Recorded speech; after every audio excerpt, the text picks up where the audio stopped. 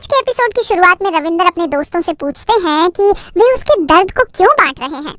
इस पर बाबूजी भावुक होकर कहते हैं कि दोस्त इसी दिन के लिए होते हैं। ये पल दोस्ती की गहराई को बहुत सहज तरीके से दिखाता है।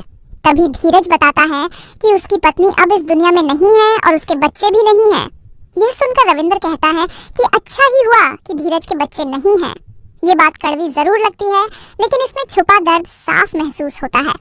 अनुपमा अपनी सोच रखती है और कहती है कि इंसान के बच्चे जरूर होने चाहिए, लेकिन जब वे बड़े और आत्मनिर्भर हो जाएं, तो माता पिता को उनसे जरूरत से ज्यादा जुड़ाव नहीं रखना चाहिए। वह समझाती है कि जब बच्चे अपने पैरों पर खड़े हो जाएं, तो उन्हें अपनी जिंदगी खुद संभालने देना चाहिए। नासिर अनुपमा की बात से सहमत होता है। अनुपमा बच्चों और जिम्मेदारियों को लेकर अपने विचार साझा करती है। यहाँ अनुपमा की सोच संतुलित और मैच्योर नजर आती है, जो कहानी को एक गहरी सामाजिक सीख देती है। धीरज बाबूजी से कहते हैं कि जब अनुपमा बोलती है तो ऐसा लगता है जैसे कोई माँ समझा रही हो। यह संवाद अनुपमा के व्यक्तित्व को और मजबूत बनाता है। इसके अनुपमा रविंद्र का सामान रखने लगती है, तभी उसको पता चलता है कि रविंद्र एक शायर है। उसे अनुज की शायरी याद आती है। वह बताती है कि उसे भी शायरी पसंद है। रविंद्र अनुपमा को कुछ सुनाने के लिए कहता है। अनुपमा अनुज को याद करके शायरी सुनाती है। वह अपनी शायरी से रविंद्र, धीरज और नासिर को प्रभावित कर देती है। यह दृश्य भावनाओं से भरा हुआ था, जहां यादें और शब्द मिलकर एक अलग ही माहौल बना देते हैं। नासिर पूछता है कि ये शायरी किसने लिखी है। अनुपमा बताती है कि यह उसके पति ने लिखी है और वह आज भी उसका इंतजार कर रही है। अनुपमा की आवाज में यहाँ इंतजार और उम्मीद दोनों साफ झलकते हैं।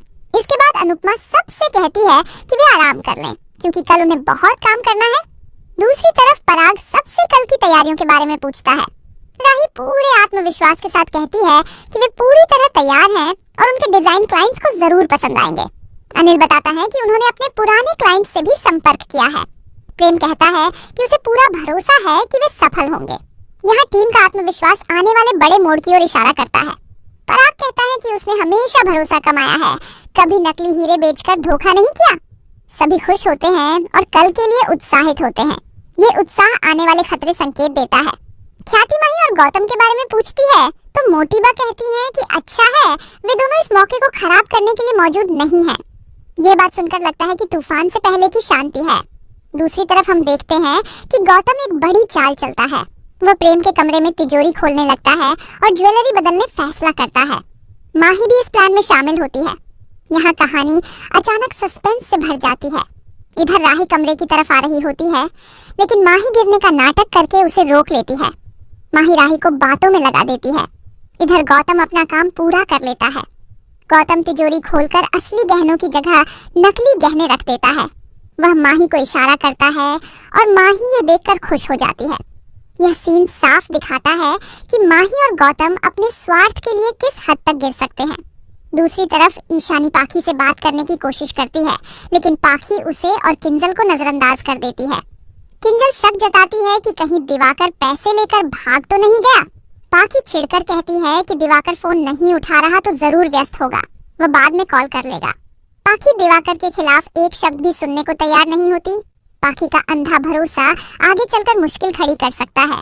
दूसरी तरफ अनुपमा से राही को रविंद्र के दर्द के बारे में पता चलता है और उसे अफसोस होता है कि उसने पहले अनुपमा को परेशान किया था। अनुपमा कहती है कि राही ने बहुत कुछ सहा है, इसलिए वह जल्दी रिएक्ट कर जाती है। अनुपमा बताती है कि रविंद्र के बेटे अमीर हैं, फिर भी वे अपने माता पिता को मारते हैं और उनका अपमान करते हैं। वह सवाल उठाती है कि बच्चे यह क्यों नहीं समझते कि जिन्होंने उन्हें पाला पोसा है, बुढ़ापे में वे उनका कर्तव्य है। यह सीन समाज की एक कड़वी सच्चाई को सामने लाता है। राही अनुपमा को बताती है कि माता पिता कानूनी रूप से अपनी संपत्ति वापस ले सकते हैं। अनुपमा ऐसे बच्चों के बारे में सोचकर गुस्से से भर जाती है। राही उसे शांत रहने को कहती है। यहाँ भावनाओं और व्यावहारिक सोच का संतुलन देखने को मिलता है। इसके बाद राही बताती है कि एग्जीबिशन सफल रहा तो पराग गौतम के पैसे चुकाकर उसे घर से बाहर निकाल देगा। यह सुनकर अनुपमा को माही के लिए बुरा लगता है। यह आने वाले टकराव का साफ संकेत है। इसी बीच प्रेम राही को आवाज लगाता है। अनुपमा राही को शुभकामनाएं देती है। अगला सुबह अनुपमा बाबूजी, नासिर और धीरज के साथ अर्जुन के घर चुपके से पहुंचती है ताकि वे मनप्रीत से मिल सकें। यहाँ कहानी एक नई दिशा की ओर बढ़ती है। इधर अर्जुन और टीना बाहर आते हैं।